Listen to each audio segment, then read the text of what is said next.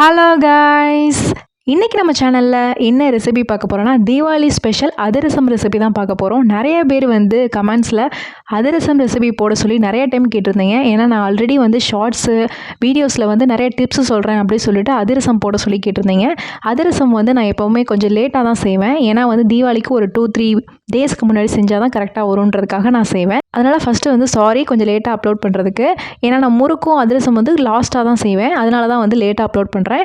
இந்த டைம் எனக்கு அதிரசம் வந்து பார்த்திங்கன்னா நல்லா சாஃப்டாகவே நல்லா டேஸ்ட்டும் வந்து கடையில் கிடைக்கிற மாதிரி நல்லா இருந்துச்சு. ஸோ இந்த வீடியோவில் அதிரசத்தில் என்னென்ன மிஸ்டேக்ஸ் வரும், எப்படி வந்து நம்ம சரி பண்ணலாம், என்னென்ன டிப்ஸ் அப்படின்னு தான் வந்து சொல்ல போகிறேன். வாங்க வீடியோக்குள்ளே போகலாம். இன்றைக்கி நான் அதிரசம் எவ்வளோ வந்து செஞ்சு காமிக்க போகிறேன் அப்படின்னு பார்த்தீங்கன்னா, 1/2 கிலோ அளவுக்கு அரிசியில் தான் வந்து செஞ்சு காமிக்க போகிறேன். இதுக்கு ஃபஸ்ட்டு வந்து 1/2 கிலோ அளவுக்கு அரிசி எடுத்துக்கலாம். அரிசி வந்து பார்த்திங்கன்னா நீங்கள் மாவு பச்சரிசி எடுத்துக்கோங்க. அப்படின்னா தான் வந்து அதிரசம் நல்லா சாஃப்டாக உங்களுக்கு அரைக்கிறதுக்குமே ஈஸியாக இருக்கும். ஊற வைக்கிறதுக்குமே வந்து உங்களுக்கு நல்லா ஊறி நல்லா சாஃப்டாக வரும். மாவு பச்சரிசி இல்லைனா ரேஷனில் கிடைக்கிற பச்சரிசி நீங்கள் யூஸ் பண்ணிக்கலாம். இந்த 2 வெரைட்டியில் நீங்கள் என்ன வேணாலும் எடுத்துக்கலாம். இதை வந்து ஃபஸ்ட்டு வந்து ஒரு 4-5 தடவை நல்லா அலசி எடுத்துக்கலாம். ஏன்னா பச்சரிசியில் அதிகமாக வந்து தூசி இருக்கும் நார்மல் அரிசியை விட. ஸோ வந்து நல்லா வந்து க்ளீன் பண்ணி எடுத்துருங்க. அதுலேயும் நீங்கள் ரேஷனில் வாங்கியிருந்தீங்கன்னா ரொம்ப வந்து தூசி இருக்கும். நல்லா வந்து அலசி எடுத்துருங்க. இதில் வந்து நிறைய பேர் உப்பு போட்டு அலசுவாங்க. உப்பு போட்டு அலசும் போது நம்மளுக்கு வந்து மேலே இருக்க டஸ்ட்டு இதெல்லாமே போய் அரிசி வந்து நல்லா வெள்ளையாக வரும். ஸோ வந்து நீங்கள் ரேஷன் அரிசி எடுத்துருந்தீங்கன்னா உப்பு போட்டு நல்லா வந்து அதை நல்லா பிசைஞ்சு விட்டுட்டு தண்ணியில் நல்லா அலசி தனியாக எடுத்து வச்சுக்கோங்க. இப்போ வந்து பார்த்திங்கன்னா நான் நல்லா வந்து தண்ணி கிளியராக வர அளவுக்கு நல்லா வந்து அலசி எடுத்துகிட்டு வந்துட்டேன். இப்போ வந்து இதை 3-4 மணி நேரம் தாராளமாக ஊற வைக்கலாம். நிறைய பேர் வந்து 2 மணி நேரம் சொல்லுவாங்க. நீங்கள் அரிசி வந்து நல்லா சாஃப்டாக அரைக்கணும்னு நினச்சிங்கன்னா நல்லா 3-4 மணி நேரம் நல்லா ஊற வச்சு எடுத்துக்கோங்க. பச்சரிசி 1/2 மணி நேரத்துலேயே வந்து ஊறிடும். பரவாயில்ல, 3-4 மணி நேரம் நல்லா ஊற வச்சு எடுத்துக்கோங்க. சில பேர் 10 மணி நேரம் ஊற வைக்க சொல்லுவாங்க. அவ்வளோ நேரம்லாம் தேவையில்லை. 3 மணி நேரம் கரெக்டாக தான் இருக்கும். இப்போ வந்து பச்சரிசி நல்லா ஊறிடுச்சு. உங்களுக்கு பார்த்தாலே தெரியுது நல்லா வெள்ளையாக இருக்குது. இப்போ வந்து பச்சரிசி எடுத்து நம்ம வந்து கிளாத்தில் நல்லா வந்து காய வச்சு எடுத்துடலாம். இதுக்கு வந்து பார்த்திங்கன்னா ஒரு காட்டன் கிளாத் எடுத்துக்கோங்க. அது வந்து சாரியாக இருந்தாலும் ஓகே, இல்லைனா இந்த மாதிரி வந்து ஒயிட் கிளாத்து, ஒயிட்டாக இருக்க வேஷ்டி அதில் வந்து இந்த மாதிரி நல்லா பரப்பி விட்டுக்கோங்க. அரிசியை வந்து நீங்கள் டேரெக்டாக இப்படி வந்து கிளாத்லேயும் போடலாம். அப்படி இல்லைனா இந்த மாதிரி ஒரு பெரிய வந்து சலடையில் இல்லைனா வடிகட்டியில் நல்லா வந்து ஒரு 5 நிமிஷம் வந்து நல்லா வடிச்சிட்டு அதுக்கப்புறமா நீங்கள் ஆட் பண்ணிக்கலாம். இப்போ வந்து நான் லைட்டாக வந்து வடிச்சிட்டு ஆட் பண்ணிக்கிறேன். இதை வந்து பார்த்திங்கன்னா ஒரு 10 நிமிஷம் வந்து நீங்கள் உணர வச்சா போதும். ரொம்ப வந்து அரிசியில் தண்ணி ட்ரை ஆயிடுச்சுன்னா உங்களுக்கு மாவு வந்து சீக்கிரம் காஞ்சிரும்.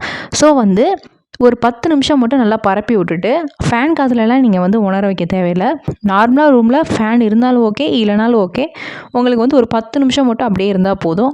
ஜஸ்ட்டு வந்து அந்த துணியில் வந்து நம்மளோட அந்த தண்ணி வந்து அப்சர்வ் ஆனால் போதும். பார்த்திங்கனாலே தெரியும் நல்லா வந்து பரப்பி விட்டாச்சு. இது வந்து நான் ஒரு 10 நிமிஷம் தான் வந்து காய வச்சுருக்கேன்.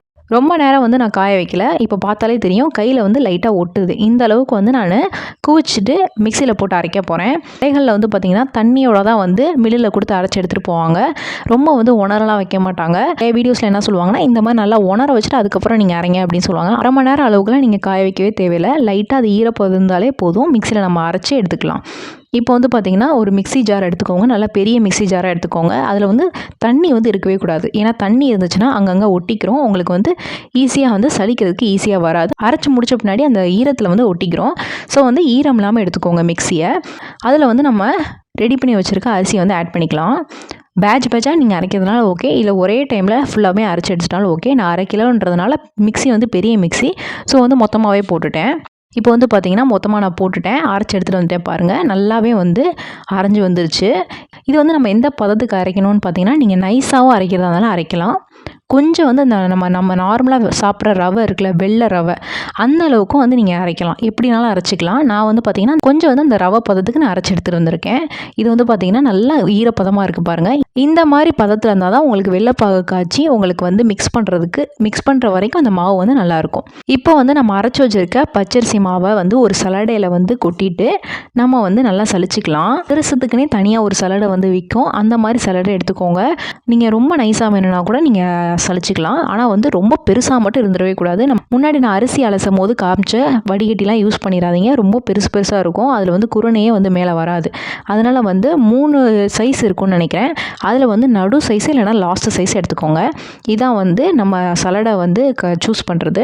இதில் வந்து நல்லா சலிச்சு எடுத்துக்கோங்க. இதில் வந்து பார்த்திங்கன்னா ஃபஸ்ட்டு நம்ம பேட்ச் போட்டு நம்ம அரைச்சோம்ல, அதில் வந்து கண்டிப்பாக வந்து மிச்சம் வந்து குருணை கண்டிப்பாக இருக்கும். நீங்கள் 2ஆவதாக பேட்ச் அரைக்கிறீங்கன்னா அதையும் கொஞ்சம் சேர்த்து நல்லா வந்து மிக்சியில் அரைச்சி எடுத்துட்டிங்கன்னா சூப்பராக வந்து ஃபைனாக வந்து அரைச்சி வந்துடும். இப்போ வந்து பார்த்திங்கன்னா குருணை தங்கிருச்சு. இதை வந்து எடுத்து இன்னொரு தடவை நம்ம அரைச்சி எடுத்துக்கலாம். அரைச்சி எடுத்திங்கன்னா உங்களுக்கு எந்த அளவுக்கு ஃபைனாக வரணுமோ அந்தளவுக்கு ஃபைனாக வந்துடும். ஒவ்வொரு தடவை நீங்கள் பேட்சாக அரைச்சி நம்ம வந்து சலிச்சு கொட்டுற வரைக்கும் அந்த மாவு வந்து காயாமல் இருக்கணும். அதுக்கு வந்து இந்த மாதிரி கையை வச்சு நல்லா அழுத்தி விட்டுருங்க. கையை வச்சு நல்லா அழுத்தி விட்டுட்டு மேலே வந்து ஒரு ஈர துணியை வந்து போட்டுருங்க. அதுக்கப்புறம் அரைச்சிட்டு வந்த பின்னாடி திருப்பி வந்து மேலே வந்து சலிச்சுட்டு அப்படியே ஆட் பண்ணிவிட்டு கையை வச்சு அமுத்திக்கிட்டே வரணும். இதே மாதிரி ரிப்பீட் பண்ணிகிட்டே இருங்க. நம்மளுக்கு எந்த அளவுக்கு மாவு வருதோ அந்த அளவுக்கு வந்து நம்ம ரெடி பண்ணி எடுத்துக்கலாம். இதே மாதிரியே இப்போ வந்து நான் ரெடி பண்ணி எடுத்துட்டேன். நல்லா அமுத்தியும் வச்சுட்டேன்.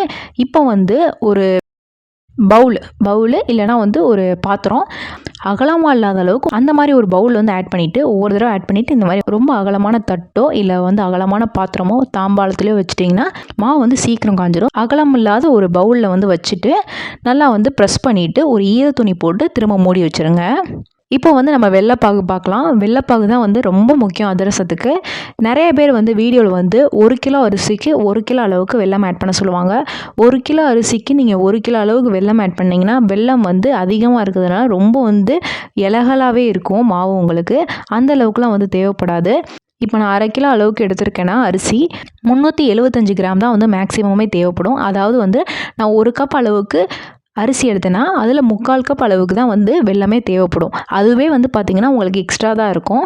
1/2 கப்லேருந்து 3/4 கப் அளவுக்கு தான் வந்து வெல்லமே உங்களுக்கு தேவைப்படும். எக்ஸ்ட்ரா வந்து எதுக்கு சொல்கிறாங்கன்னா உங்களுக்கு தேவைப்பட்டுச்சுன்னா நீங்கள் ஆட் பண்ணிக்கிறதுக்காக சொல்கிறாங்க. ஸோ வந்து அவ்வளவு செஞ்சு வேஸ்ட் பண்ணாதீங்க. அதனால் நீங்கள் எடுத்திருக்க கப்லேருந்து 3/4 கப் அளவுக்கே வந்து வெல்லம் ஆட் பண்ணிக்கோங்க. நான் வந்து இங்கே 375 கிராம் அளவுக்கு வெல்லம் எடுத்திருக்கேன். இதுக்கு என்ன வெல்லம் எடுக்கணும் அப்படின்னு பார்த்தீங்கன்னா பாகு வெல்லம் தான் எடுக்கணும். உங்களுக்கு பாகு வெல்லம் கிடைச்சுன்னா தாராளமாக அதை யூஸ் பண்ணிக்கோங்க. நான் இங்கே வந்து பார்த்திங்கன்னா டார்க்கான இந்த மாதிரி வெல்லம் வந்து நான் எடுத்திருக்கேன். கலர் அப்படின்னா தான் நல்லாயிருக்கும், அதுக்காக நான் எடுத்திருக்கேன். இதில் வந்து ஃபஸ்ட்டு 1/2 கப் அளவுக்கு தண்ணி ஆட் பண்ணிவிட்டு நல்லா ஹீட் பண்ணிக்கலாம். வெல்லம் நல்லா கரையிற அளவுக்கு ஹீட் பண்ணிக்கோங்க. இப்போ வந்து பார்த்திங்கன்னா வெல்லம் நல்லா கரைஞ்சி வந்துருச்சு. இப்போ வந்து நம்ம நல்லா வடிச்சிக்கலாம். வடிச்சிட்டு திரும்ப வந்து நம்ம ஹீட் பண்ணிக்கலாம். இதில் வந்து பார்த்திங்கன்னா நான் கொஞ்சமாக ஒரு 1/4 டீஸ்பூன் அளவுக்கு ஏலக்காய் தூள் ஆட் பண்ணியிருக்கேன். நிறைய பேர் வந்து சுக்கு பவுடர் ஆட் பண்ணுவாங்க. அதுக்கப்புறம் ஜாதிக்காய் பவுடர் கூட ஆட் பண்ணுவாங்க. நீங்கள் ஆட் பண்ணிக்கலாம் அப்படி வேணும்னா. இதில் வந்து நீங்கள் லைட்டாக உப்பு ஆட் பண்ணுறதுனா கூட ஆட் பண்ணிக்கலாம். இப்போ வந்து இது எல்லாத்தையுமே சேர்த்து ஸ்டவ்வில் வச்சுட்டு நல்லா வந்து ஹீட் பண்ணிகிட்டே இருங்க. தண்ணி அதிகமாக இருந்துச்சுன்னா இன்னும் கொஞ்சம் உங்களுக்கு ரெடி பண்ணுறதுக்கு லேட் ஆகும். அதனால் வந்து கொஞ்சம் தண்ணி வந்து கம்மியாகவே ஆட் பண்ணிக்கோங்க. இப்போ வந்து ஒரு பாத்திரத்தில் தண்ணி வந்து ரெடி பண்ணி வச்சுக்கோங்க. ஒரு பிளேட்டு இல்லைனா ஏதாவது ஒரு கிண்ணத்தில் வந்து தண்ணி ரெடி பண்ணி வச்சுக்கோங்க. ஏன்னா வந்து பாகுபதம் செக் பண்ணுறதுக்காக நம்மளுக்கு தேவைப்படும். இப்போ வந்து பார்த்திங்கன்னா நல்லா ஹீட் ஆகிக்கிட்டே இருக்குது. நம்ம வந்து இப்போ கொஞ்சம் கொஞ்சமாக ஸ்டெப் பை ஸ்டெப்பாக வந்து எடுத்து பார்க்கணும். உங்களுக்கு பார்த்தாலே தெரியும் தண்ணி ஊற்றினோடனே அப்படியே வந்து பிரிஞ்சு போயிடுது. அந்த மாதிரி போகக்கூடாது. ஒரே இடத்துல நிற்கணும். அந்தளவுக்கு வந்து ரெடி ஆகணும். நம்ம ஹீட் பண்ண பார்த்திங்கன்னா நல்லா வந்து கொதிச்சு வந்துக்கிட்டே இருக்கும். நுரம் வந்து அதிகமாக இருக்கும். அந்த டைமில் கொஞ்சம் கொஞ்சமாக நீங்கள் எடுத்து பார்த்தீங்கனாலே தெரியும். ஃபஸ்ட்டு வந்து லைட்டாக வந்து ஒரு இடத்துல நிற்கும். அது வந்து பார்த்திங்கன்னா கையில் அள்ள முடியாது. அதுக்கப்புறம் ஒரு 2 மினிட்ஸ் கழிச்சு எடுத்து பார்த்திங்கன்னா அது நிற்கும். ஆனால் வந்து கையில் வந்து எடுக்க முடியாது. ரொம்ப வந்து ப்ரெஸ் பண்ணி நம்ம எடுத்தோம்னா அது வந்து உழுகுற மாதிரி இருக்கும். அந்த பதமும் கிடையாது. லாஸ்ட்டாக வந்து நீங்கள் பார்த்தீங்கன்னா தெரியும். அதை வந்து நல்லா நம்ம எடுத்து நல்லா கையில் உருட்ட வரும். உங்களுக்கு வந்து பால் மாதிரி நல்லா உருட்ட வரும். நல்லா சாஃப்டாக இருக்கும். ஒரு கெட்டியாக இருக்கக்கூடாது. கெட்டியாக இருந்துச்சுன்னா மிட்டாய் மாதிரி ஆயிரும். உங்களுக்கு கடலை மிட்டாய் அந்த மாதிரி செய்கிற அளவுக்கு ரெடி ஆயிரும். அந்த அளவுக்கு இருக்கக்கூடாது. நம்மளுக்கு கையில் எடுத்து உருட்டுற அளவுக்கு நல்லா சாஃப்டாக இருக்கணும். அப்படியே வந்து திரும்பணும், ஆனால் உருட்ட வரணும். இதான் வந்து பக்குவம். இந்த ஸ்டேஜில் வந்து ஸ்டவ் ஆஃப் பண்ணிடுங்க. ஸ்டவ்லேயே வைக்கக்கூடாது. ஸ்டவ் ஆஃப் பண்ணிவிட்டு இறக்கிடுங்க. இப்போ நம்ம ரெடி பண்ணி வச்சுருக்க பாகில் வந்து மாவை வந்து கொஞ்சம் கொஞ்சமாக ஆட் பண்ணிக்கலாம். நீங்கள் வந்து மாவில் வந்து பாகு ஆட் பண்ணுறதுனால பண்ணிக்கலாம். அதுவுமே வந்து கரெக்டாக தான் வரும். நான் வந்து கொஞ்சம் எக்ஸ்ட்ரா தான் வந்து அரைச்சி வச்சுருக்கேன். மாவு நிறையா தான் இருக்குது. அதனால் வந்து இதில் நான் ஆட் பண்ணியிருக்கேன். எப்போவுமே நீங்கள் அதிரசம் செய்யும் போது ஒன்று வந்து வெள்ளைப்பாகு கொஞ்சம் எக்ஸ்ட்ரா இருக்கணும். அப்படி இல்லைனா மாவு கொஞ்சம் எக்ஸ்ட்ரா இருக்கணும். ஏன் இதை நான் சொல்கிறேன் அப்படின்னா உங்களுக்கு வந்து மாவு வந்து ஆட் பண்ணி மிக்ஸ் பண்ணும் போது ஏதாவது ஒன்று கூட குறையலாம். பாகு ஒன்று எக்ஸ்ட்ரா இருக்கலாம், இல்லை வந்து மாவு கொஞ்சம் எக்ஸ்ட்ரா இருக்கலாம். பாகு எக்ஸ்ட்ரா இருந்துச்சுன்னா நீங்கள் வந்து அடுத்து ஃபர்தராக எதுக்காவது யூஸ் பண்ணிக்கலாம். அப்படி இல்லைனா மாவு எக்ஸ்ட்ரா இருந்துச்சுன்னா அதையும் வந்து ஃபர்தராக நீங்கள் வந்து ஏதாவது அப்போக்கி எதுக்காவது வந்து யூஸ் பண்ணிக்கலாம். கொழுக்கட்டை அந்த மாதிரி வந்து எதுக்காவது வந்து உப்பு கொழுக்கட்டை அந்த மாதிரி எதுக்காவது யூஸ் பண்ணிக்கலாம். இதை நீங்கள் கரெக்ட் அமௌண்ட்டில் செஞ்சிங்கன்னா உங்களுக்கு மிக்ஸ் பண்ணும்போது ஏதாவது வந்து நம்மளுக்கு பத்தாமல் போகலாம். ஒன்று வெள்ளைப்பாகு வந்து அதிரச மாவில் அதிகமாகிடலாம். அப்படி இல்லைனா வந்து மாவு வந்து நிறைய போட்டால் கெட்டி ஆயிரும்.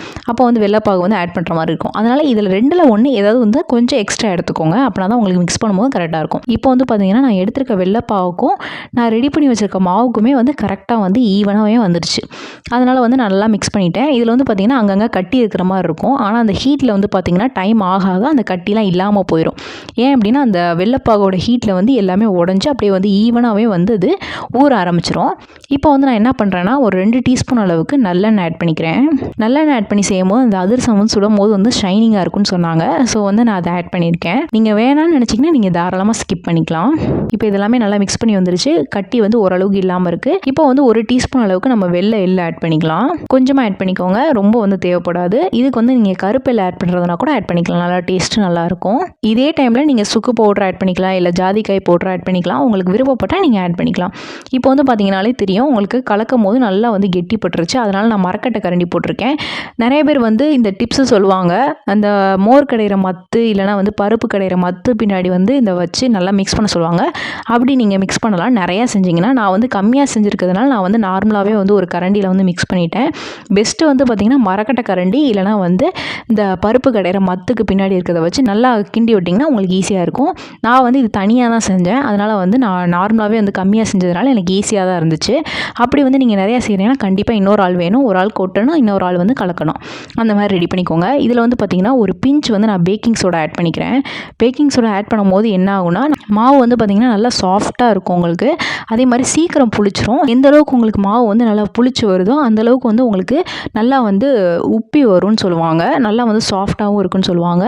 அதனால் வந்து கொஞ்சம் பேக்கிங் சோடா ஆட் பண்ணி நீங்கள் ட்ரை பண்ணி பாருங்கள். நல்லாவே வந்து உங்களுக்கு அதிரசம் நீட்டாகவே வரும். இப்போ வந்து பார்த்திங்கன்னா ஒரு க்ளீனான ஒரு பாத்திரம் எடுத்துக்கோங்க. நான் வந்து ஒரு சம்படம் எடுத்திருக்கேன். அதில் வந்து பார்த்திங்கன்னா நான் ரெடி பண்ணி வச்சுருக்க அதிரச மாவை நான் ஆட் பண்ணிக்கிறேன். இந்த பதத்தில் இருக்கணும் உங்களுக்கு. இப்போ வந்து பார்த்தாலே தெரியும் உங்களுக்கு எந்த அளவுக்கு வந்து ஃப்ளோயிங் கன்சிஸ்டன்சியில் இருக்குன்னு.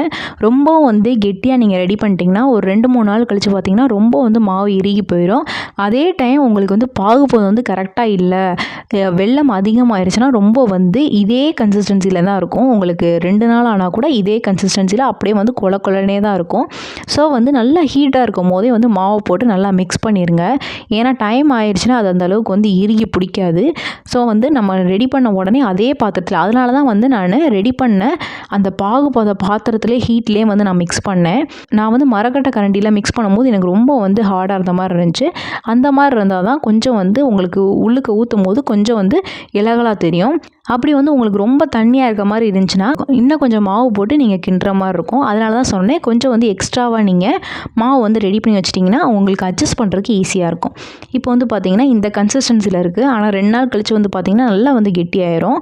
இப்போ வந்து மேல் மாவு வந்து காயாமல் இருக்கிறதுக்காக 1 டீஸ்பூன் அளவுக்கு நான் நெய் ஆட் பண்ணி நல்லா வந்து ஸ்ப்ரெட் பண்ணி விட்டுறேன். இது வந்து பார்த்திங்கன்னா நல்லா கம்ப்ளீட்டாக ஆறணும். ஆறின பின்னாடி தான் நீங்கள் வந்து துணி போட்டு மூடணும். இப்போ வந்து பார்த்திங்கன்னா இது கம்ப்ளீட்டாக ஆறிடுச்சு. ஆறின பின்னாடி ஒரு துணியை போட்டு நான் மூடிடுறேன். இதை வந்து துணியை போட்டு மூடிட்டு நீங்கள் ஒரு ரப்பர் பேண்டோ இல்லை நூல் வச்சோ கட்டிக்கலாம். அப்படி இல்லைனா மேலே வந்து ஒரு மூடியை வச்சு நீங்கள் மூடிக்கலாம். இது வந்து ஆறிடுச்சு. ஆறின பின்னாடி நீங்கள் எது வேணாலும் வச்சு மூடிக்கலாம். நார்மலாகவே வந்து மூடி போட்டு மூடிக்கலாம், துணி வச்சு மூடிக்கலாம். நான் வந்து ஏன் துணி போட்டிருக்கேன்னா அப்படியே இது வேர்த்தாலுமே அந்த மேலே இருக்க தண்ணி வந்து பார்த்திங்கன்னா அந்த துணி மேலே பட்டு துணி அப்சர்வ் பண்ணிக்கிறோம். அதுக்காக வந்து நான் துணி வச்சுருக்கேன். இப்போ வந்து இது அப்படியே வந்து ஒரு 2 நாள் அப்படியே ரெஸ்ட்டில் விட்டுறலாம். இப்போ வந்து பார்த்திங்கன்னா நான் ஒரு 2 நாள் கழித்து எடுத்துகிட்டு வந்து பார்த்துருக்கேன். பாருங்கள் எப்படி இருக்குன்னு. நல்லா கெட்டியாக இருக்கா உங்களுக்கு பார்த்தாலே தெரியுதுல. இந்த அளவுக்கு வந்து கெட்டியாக இருக்கணும். நம்ம வந்து எடுத்து உருட்டி இந்த மாதிரி கையிலே தட்டுற அளவுக்கு கெட்டியாக இருக்கணும். அப்படின்னா தான் வந்து நம்ம ரெடி பண்ண முடியும். தொட்டவுடனே அப்படியே வந்து ஒழுகுது, உங்களுக்கு வந்து நெழுகலாக இருக்குது, ரொம்ப வந்து இலகி போன மாதிரி இருக்குது அப்படின்னு நினச்சிங்கன்னா ஃபஸ்ட்டு எப்படி அதிரச மாவுக்கு அரிசியை ஊற வச்சு நீங்கள் வந்து அரைச்சி எடுத்து சளிச்சிங்களோ அதே மாதிரியே ரெடி பண்ணணும். அப்போனா தான் வந்து இதை பேலன்ஸ் பண்ண முடியும். நிறைய பேர் சொல்லுவாங்க கோதுமை மாவை ஆட் பண்ணிக்கோங்க, பச்சரிசி மாவை ஆட் பண்ணிக்கோங்க. ரெடிமேடில் நீங்கள் வாங்கி ஆட் பண்ணாலுமே வந்து பிரிய தான் செய்யும், ஓரளவுக்கு வந்து சரியாக வராது. ஸோ வந்து நீங்கள் எப்படி ரெடி பண்ணீங்களோ அதே மாதிரியே பச்சரிசியை கொஞ்சமாக போட்டு ஒரு 1 மணி நேரம் ஊற வச்சுட்டு அதை வந்து 10 நிமிஷம் நல்லா உணர விட்டுட்டு அதுக்கப்புறம் அரைச்சி சளிச்சு ஆட் பண்ணி இன்னும் வந்து நல்லா வந்து மிக்ஸ் பண்ணிட்டீங்கன்னா உங்களுக்கு வந்து நல்லா கெட்டியாயிரும். அதுக்கப்புறம் நீங்கள் சுட்டிங்கன்னா உங்களுக்கு சூப்பராக வரும். அதே மாதிரி உங்களுக்கு மாவு ரொம்ப வந்து கெட்டியாயிருச்சு அப்படின்னா நிறைய பேர் சொல்லுவாங்க சுடுதண்ணி ஆட் பண்ண சொல்லுவாங்க, பால் இல்லைனா வந்து தயிர். அதுக்கப்புறம் வந்து சில பேர் என்ன சொல்லுவாங்கன்னா அந்த மாவை எடுத்து நல்லா அவிச்சிட்டு நல்லா ஒரு 10 மினிட்ஸ் வந்து நல்லா இட்லி பாத்திரத்தில் போட்டு நல்லா அவிச்சிட்டு அதுக்கப்புறம் வந்து கொஞ்சமாக வந்து கோதுமை மாவு போட்டு மிக்ஸ் பண்ணி அதுக்கப்புறம் பிசைஞ்சு அப்புறம் சுட சொல்லுவாங்க. இதுவரை நான் அந்த மாதிரி சுட்டதில்லை. ஸோ வந்து எனக்கு தெரியல மாவு வந்து கெட்டியாச்சுன்னா எப்படி ஆகும்னு. ஆனால் வந்து இந்த டிப்ஸ்லாம் வந்து ஃபாலோ பண்ணால் நல்லாயிருக்கும்னு நிறைய பேர் சொன்னாங்க. ஸோ வந்து அதை நீங்கள் ஃபாலோ பண்ணிக்கோங்க. இப்போ வந்து பார்த்திங்கன்னா மாவு தட்டுறதுக்கு ஒரு எண்ணெய் கவர் நான் எடுத்திருக்கேன். நீங்கள் வந்து வாழை இலை வச்சுருந்தீங்கன்னா வாழை இலையில் கூட ரெடி பண்ணிக்கலாம். இந்த மாதிரி இருந்தால் தான் உங்களுக்கு அதிரசம் நல்லா பிரியாமல் வரும். பாருங்கள், இந்த மாதிரி இருக்கணும். இதிலே வந்து பார்த்தீங்கன்னா நடுவில் ஹோல்ஸ் போட்டு நீங்கள் ரெடி பண்ணிக்கலாம். ஹோல்ஸ் இல்லாமல் ரெடி பண்ணிக்கலாம். இது வந்து விரல்களை வச்சும் தட்டிக்கலாம். அப்படி இல்லைன்னா உள்ளங்கையை வச்சு இந்த மாதிரியும் கூட தட்டிக்கலாம். இப்போ வந்து மீடியம் ஃப்ளேமில் வச்சு ஆயிலை ஹீட் பண்ணிக்கோங்க. ஸ்டார்டிங்லேருந்து எண்டு வரையும் ஒரே ஃப்ளேமில் தான் இருக்கணும். ரொம்ப ஹீட் ஆகவும் கூடாது, ரொம்ப வந்து சிம்லேயே இருக்கக்கூடாது. இந்த மாதிரி பதத்தில் ரெடி பண்ணி எடுத்துக்கோங்க. இப்போ போட்டுட்டு வந்து பார்த்திங்கன்னா அந்த அதிரசம் வந்து மேலே எந்திரிச்சு உப்பி வரும். நல்லா வந்து 2 சைடு வந்து திருப்பி போட்டுக்கோங்க. திருப்பி போட்டுட்டு இந்த மாதிரி ஹோல்ஸ் போடாத அதிரசத்தில் லைட்டாக வந்து எண்ணெயை வந்து மேலே லைட்டாக தெளிச்சு விட்டிங்கன்னா நல்லா வந்து உப்பி வரும். பாருங்கள், இந்த மாதிரி வரும். இப்போ வந்து அதை ஒரு 2-3 மினிட்ஸ்லேயே வந்து நல்லா வந்து வெந்து வந்துடும். ரொம்ப நேரம் வேக வைக்கணும்னு அவசியம் கிடையாது. ரொம்ப நேரம் வேக வச்சிங்கன்னா சாஃப்ட்னஸ் இல்லாமல் போயிடும். லைட் ப்ரௌன் கலரில் வர ஆரம்பிக்கும். அப்போ வந்து எடுத்துகிட்டு இந்த மாதிரி இன்னொரு கரண்டியை வச்சு வடிச்சிட்டிங்கன்னா சூப்பராக ரெடி ஆயிரும். இதே மாதிரி எல்லாத்தையுமே ரெடி பண்ணி எடுத்துக்கோங்க. நான் இப்போ வந்து ஹோல்ஸ் வச்சு காமிக்கிறேன் எப்படி வருதுன்னு. இதே மாதிரி நான் ஹோல்ஸ் போட்டு காமிக்கிறேன். ஹோல்ஸ் இருக்கிறதுனால இன்னும் நல்லா வெந்து வரும். ஏன்னா வந்து உள்ளுக்கு அந்த ஹோல் இருக்கிறதுனால நல்லாவே வெந்து வரும். இது வந்து பார்த்திங்கன்னா நீங்கள் எண்ணெய் வடிக்கணும்னு அவசியம் கிடையாது. இது வந்து நார்மலாகவே எண்ணெய் வந்து நம்ம லைட்டாக வந்து சாய்ச்சி வச்சுட்டாலே நல்லா வந்து எண்ணெய் வடிஞ்சு வந்துடும். நீங்கள் வந்து ஃப்ரை பண்ணி வச்ச உடனே ஒரு தட்டு சைடு வந்து நல்லா மேடு மாதிரி ரெடி பண்ணிட்டீங்கன்னா தட்டு வந்து அந்த இதில் வந்து நல்லா வடிஞ்சு வந்துடும். இல்லைன்னா நார்மலாகவே நீங்கள் சுட்டு வச்சாலே இது நார்மலாகவே எண்ணெய் வடிஞ்சிடும். கீழே ஏதாவது ஒரு பாத்திரம் வச்சுக்கோங்க. நீங்கள் இந்த மாதிரி ஹோல் போடாமல் இருக்கிறதுல தான் வந்து நீங்கள் ஆயிலை வந்து வடிக்கிற மாதிரி இருக்கும். பாருங்கள், நல்லா உப்பி வருது. இந்த மாதிரி வரணும். நல்லா 2 சைடு திருப்பி போட்டுட்டு இந்த மாதிரி ரெடி பண்ணி எடுத்துக்கோங்க. எடுத்துகிட்டு எண்ணெயை நல்லா வடிச்சிட்டு இந்த மாதிரி வச்சுக்கோங்க. அந்த ஓட்டையாக இருக்கிறதுல வந்து பார்த்திங்கன்னா எண்ணெய் ஆல்ரெடி உள்ளுக்கே இருக்கும். அதிலே வந்து உள்ளுக்கு வெந்துக்கிட்டே இருக்கும். சில பேர் எண்ணெய் வடிப்பாங்க, சில பேர் எண்ணெய் வடிக்காமே செய்வாங்க. எண்ணெய் வடிக்கிறது எதுக்குன்னா அந்த ஓட்டை போடாததில் வந்து உள்ளுக்கு வந்து நிறைய எண்ணெய் இருக்கும், அதனால் வடிப்பாங்க. இந்த ஓட்டை இருக்கிறதுல வந்து பார்த்திங்கன்னா அந்தளவுக்கு வடிக்க தேவையில்லை. அது அவ்வளோவா வந்து அப்சர்வ் பண்ணாது. உள்ளுக்கு இருக்க அந்த எண்ணெயிலே வந்து நல்லா வெந்துகிட்டே இருக்கும். ஸோ வந்து நல்லா வந்து ஒரு 10 நிமிஷம் கழிச்சு எடுத்து பாருங்கள், நல்லாவே வந்து சாஃப்டாக இருக்கும். இப்போ வந்து பார்த்திங்கன்னா எல்லாத்தையுமே நல்லா பொரிச்சு எடுத்துகிட்டு வந்தாச்சு. இந்த மாதிரி தான் இருக்குது என்னோடய அதிரசம். நல்லா வந்து எந்த இடத்துலையுமே வந்து பிரியலை, நல்லாவே அழகாகவே நீட்டாகவே வந்துருச்சு. எண்ணெயும் நல்லா வடிச்சாச்சு. இப்போ வந்து வடிச்சிட்டு ஒரு 10 மினிட்ஸ் கழிச்சு நான் காமிக்கிறேன் பாருங்கள். இந்த அளவுக்கு வந்து ரெடி ஆகி வந்துருச்சு. ஸோ இந்த டைம் தீபாவளிக்கு உங்கள் வீட்டில் அதிரசம் செஞ்சுட்டு எப்படி வந்திருக்குன்னு சொல்லுங்கள். அப்படியே உங்கள் வீட்டில் நல்லா சூப்பராகவே வந்துருந்துச்சுன்னா என்னென்ன டிப்ஸ்லாம் ஃபாலோ பண்ணிங்களோ அது எனக்கும் ஷேர் பண்ணுங்கள். இந்த வீடியோ உங்களுக்கு பிடிச்சிருக்குன்னு நினைக்கிறேன். பிடிச்சிருந்தா லைக் பண்ணுங்கள், ஷேர் பண்ணுங்கள், கமெண்ட் பண்ணுங்கள். மறக்காமல் சேனலை சப்ஸ்கிரைப் பண்ணுங்கள். இன்னொரு வீடியோவில் பார்க்குறேன். பாய்.